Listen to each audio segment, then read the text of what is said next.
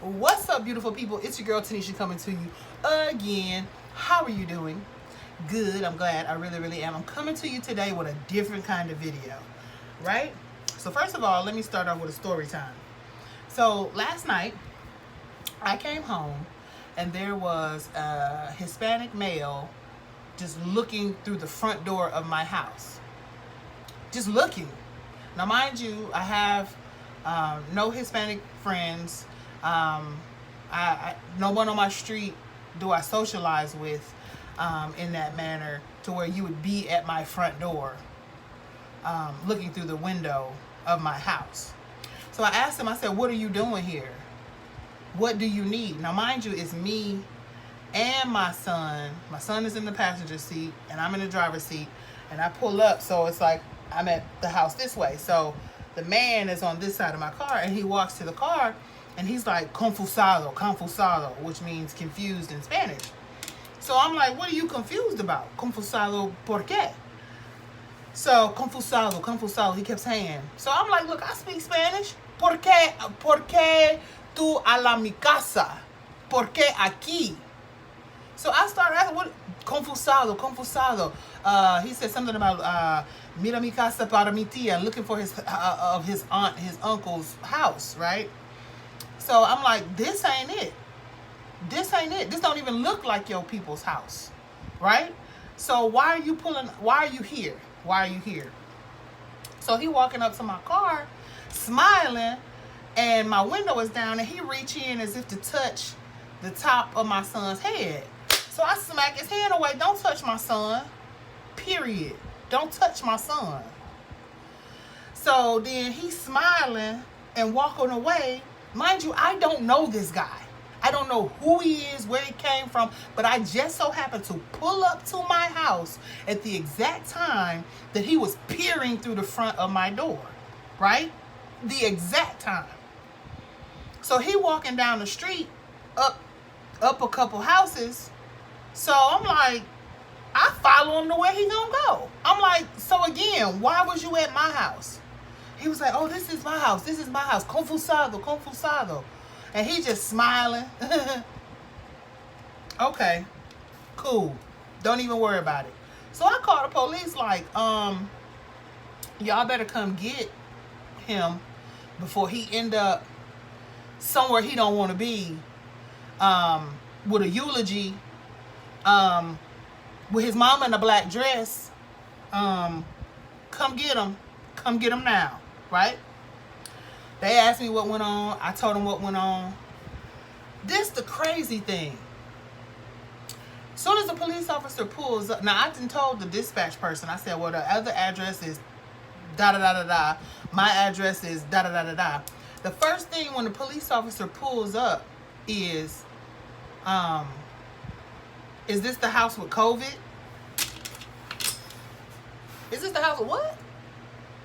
He said, is this the house with da-da-da-da-da? I said, no. Evidently the house where this boy live, somebody in there has this disease. And so you reaching through my car to touch my son on the head. Mind you, I don't know this guy. I don't know him, don't know where he came from. I don't even socialize with the people that he lives with. Don't know those people. Never seen those people before in my life. Sir, why are you trying to touch my son's head? What is wrong with you? And come to find out somebody in your house got that disease? Like, this bothered me on a spiritual level, and this bothered me on a natural level. So, this whole video, I just had to tell you that tidbit. This whole video is why I think every single woman should carry a firearm. So like I was saying, I think every single woman who lives by herself should have a firearm in her house. Not only do I think you should have a firearm in your house, I think you should have, now mind you, in Georgia, our laws are different. You can have a firearm in your house and you can have a firearm in your car, because your car is an extension of your home. So if somebody comes into your home and they present a threat to you, you can lay them out. If somebody's you in your car and somebody's presenting a threat to you, you can lay them out, right? Now there's rules. Make sure you know the rules for your state. Whatever state you live in, make sure you know the rules for your state. In Georgia, they have what's called the castle doctrine, and they have what's called the self-defense doctrine. So those things are both relevant here in the state of Georgia. But research or get with a company that will teach you the rules of being a gun owner. So I recently purchased my own gun. This is a Glock 48. As you can see, it's pink, 9mm, and I love it. I like it because it keeps me protected. So I'm actually going to go purchase another one. I'm going to have one in my house. I'm going to have one in my car. And I'm going to be trained on how to properly use them. I've been to the gun range before. I'm going to go again on Wednesday nights here in Georgia. They have a place where it's free for women. Ladies' night. You can go and practice. Get comfortable with your gun. Get comfortable with how to hold it. Get comfortable on how to lock and load it. Get comfortable on how to put one in the chamber. All of that, right? So like even I have like long nails. There's a special way that I have to hold it so I don't, you see what I'm saying? So I don't hurt my nails and all that other good stuff. But you learn these things. You learn the laws of the state that you're in and when and how you can protect yourself as a single woman or just a woman in general or just as a person in general. But specifically I'm speaking to my single women or women who live alone. Just in case somebody want to come up. Why is this man at my front door at 10:30 at night and I just so happened to pull up and see him looking through my front door? Now mind you, there was no light on the porch, and then my motion detector lights were not on at this point in time. So the driveway was dark, the front of the house was dark, everything was dark. Why are you here, sir? Why are you here? Why are you here? You know exactly where the house is that you're trying to get to. But why are you at my front door?